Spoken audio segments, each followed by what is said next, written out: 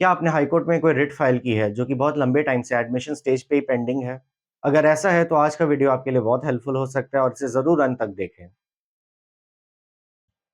दोस्तों, मैं हूँ एडवोकेट अतीश प्रसाद, 30 हज़ारी कोर्ट, दिल्ली से हूँ। दोस्तों, मैं दिल्ली में ज़्यादा प्रैक्टिस करता हूँ और दिल्ली हाई कोर्ट के अगर आप स्टैटिस्टिक्स देखें, तो हर महीने 5 से 10 हज़ार रिट पिटीशन फाइल होते हैं दिल्ली हाई कोर्ट में। ये एक बहुत बड़ा नंबर है और इस नंबर की वजह से काफ़ी बैकलॉग है केसेस का, जिस वजह से नए रिट पिटीशंस पे काफ़ी बार लंबी डेट लग सकती है। 1 महीने, 2 महीने या 3 महीने की भी डेट लग सकती है, सिर्फ़ एडमिशन हियरिंग के लिए। अगर आपको स्टे लेना ज़रूरी है या स्टे वेकेट कराना ज़रूरी है या कोई अर्जेंट ऑर्डर चाहिए, जिस वजह से आपने रिट फाइल किया है, तो ऐसे सिचुएशन में ये डिले आपके केस को भी खराब कर सकता है। इस डिले से आप कैसे बच सकते हैं?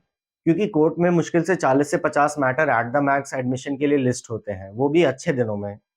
अगर आप अपने टर्न पे मैटर आने का वेट करेंगे, तो 1 से 2 महीना तो लग ही जाएगा। अगर आपके केस में ये डिले आपके रिट पिटीशन को ही इन्फ्रक्चुअस करा सकता है, यानी आपके रिट पिटीशन को ही बेमतलब कारित कर सकता है, तो इस सिचुएशन में आप ये कर सकते हैं कि आप अपने केस की अर्जेंट मेंशनिंग कर सकते हैं। अब ये अर्जेंट मेंशनिंग होता क्या है?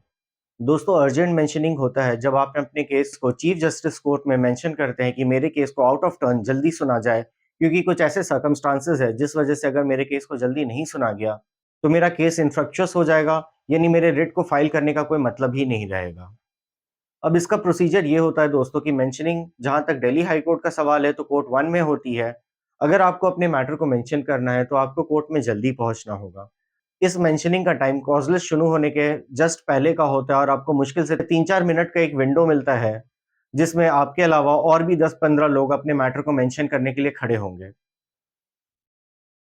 आपको विदिन अ मिनट कोर्ट को बताना है कि अगर आपका मैटर जल्दी आउट ऑफ टर्न नहीं सुना जाए, तो आपको क्या-क्या लॉस होगा। जैसे कि अगर आपको स्टे नहीं मिले, तो आपका घर डिमोलिश हो सकता है, एक्सेट्रा, एक्सेट्रा। अगर आप ऐसी सिचुएशन दिखाते हैं, तो इन ऑल लाइक्लीहुड कोर्ट आपके मैटर को अगले ही दिन लिस्ट कर सकती है। अगर ये डिमोलिशन का केस है, तो कोर्ट आपके मैटर को सेम डे भी पोस्ट लंच लिस्ट कर सकती है इन एक्सेप्शनल केसेस। तो दोस्तों, आई होप ये अर्जेंट मेंशनिंग का प्रोसीजर आपको समझ में आया हो। ये काफ़ी फ़ास्ट पेस प्रोसीजर होता है, इसलिए कोई आदमी खुद से डे 1 पे ये नहीं कर पाएगा और मेरी तो एडवाइस रहेगी कि अगर आपको मैटर मेंशनिंग करवाना है, तो कोई एडवोकेट के थ्रू कराएँ, बट आप खुद भी कर सकते हैं। अगर आप डेकोरम और प्रोसीजर को फ़ॉलो करें और टाइमली कोर्ट पहुँच जाएँ और सही से बता पाएँ कोर्ट को कि किस वजह से मेरा मैटर जल्दी सुना जाए। तो दोस्तों, आई होप आज का शॉर्ट टॉपिक, बट बहुत ही इम्पोर्टेंट टॉपिक, आपको समझ में आया हो। ये एक प्रोसीजर से रिलेटेड टॉपिक था, तो आई होप ये मेरे फेलो एडवोकेट्स के लिए भी काम आया हो। और ऐसे लीगल अपडेट्स के लिए जुड़े रहें हमारे चैनल प्रसाद लॉ से।